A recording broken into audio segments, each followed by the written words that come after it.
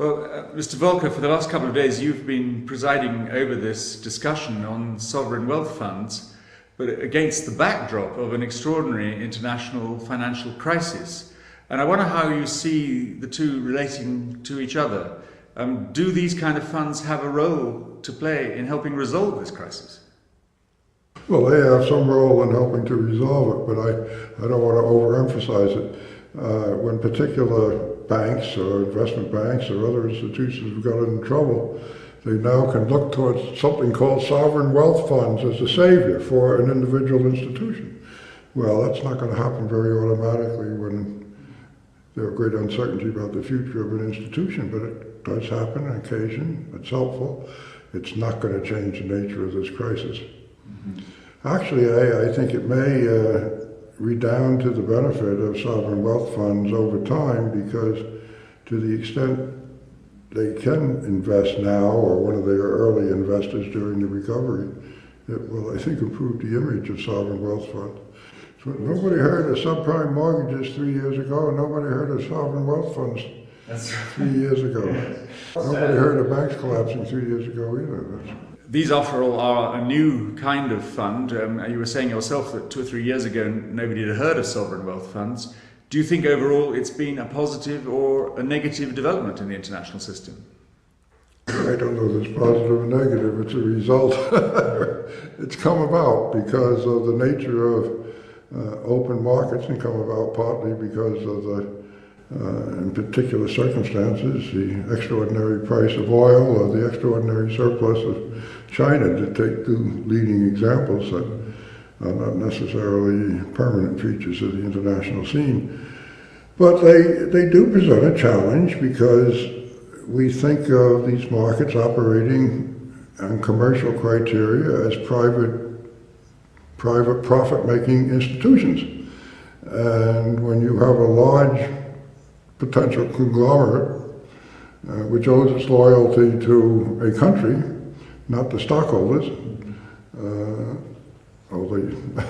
it raises a question now. In stating it that way, of course, the country is a stockholder, in effect, and the country, to the extent the country is interested in the earnings, and they operate these as a private company, as a private fund, the better off we will be. And that's what a lot of this discussion amounts to.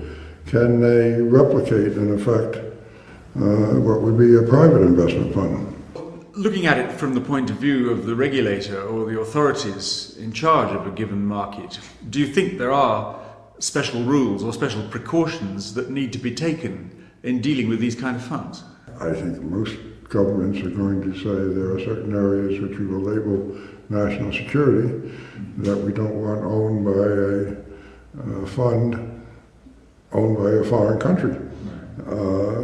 And the political battle, if battle is the right word, that will be fought around what is the legitimate definition of national security. And that phrase can obviously be used rather narrowly and specifically, or very broadly, and that's what a lot of the discussion was about today. And I think we want to resist the temptation to define that too broadly. Right. Well, you said in your lecture on Saturday that the international financial system that we've lived with for the last 20 or 30 years has failed. I don't think any other description is adequate. And so, in other words, we have now to develop a new and different system. What do you think will be the main features of that new system? It's full of uncertainty, but and it will be developed out of the spontaneous reaction of the market to what's going on, as much as from government actions. But what we see going on, which has its pluses and minuses, is big institutions getting bigger. And medium-sized institutions, or even large institutions without an anchor of government support and oversight, are in a particularly vulnerable position. At the same time, we have seen, apart from the crisis, a whole proliferation of private funds, hedge funds, equity funds. So we may be moving toward a world of some mammoth institutions which are consistent with the proliferation of particular smaller funds operating outside or almost outside official surveillance. So you think it's going to be a more cautious world and perhaps a more heavily regulated world? Well, I think it'll be more cautious for a while, for sure. And I think the big institutions will certainly be regulated, and I think we're going to have some very big institutions. Part of what I don't like about that is these big institutions, I think it's going to happen, but that they have many different functions that are inherently in conflict of interest with each other. And it's very difficult to control that, which is part of the reason that smaller operations outside will have a competitive advantage in some cases where people want to avoid those conflicts. Well, I suppose after all, risk is the essence of entrepreneurship, the willingness to take risks, and that is after all one of the main factors, if not the main factor, in human progress. Do you think there's a risk or a danger that there will be fewer risk takers now and therefore less progress? I hope there will be fewer risk takers.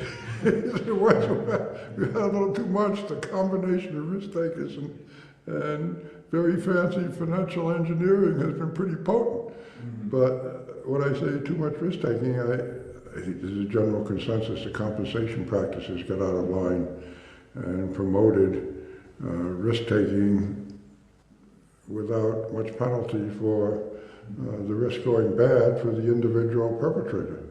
He might lose his job, but often they've lost their job with a big going away present. And I think compensation practices really need to be changed. It's a very difficult area. Mm-hmm. Well, you've watched these people from different professions and different countries discussing these issues over the last day or two. Do you think they've benefited from it, and what do you think they've taken away from it? I was interested in the beginning where some of the people said they came voluntarily because they wanted to, others came because their boss ordered them to, but I think both thought it was very useful in the end. Good. They were glad they got ordered.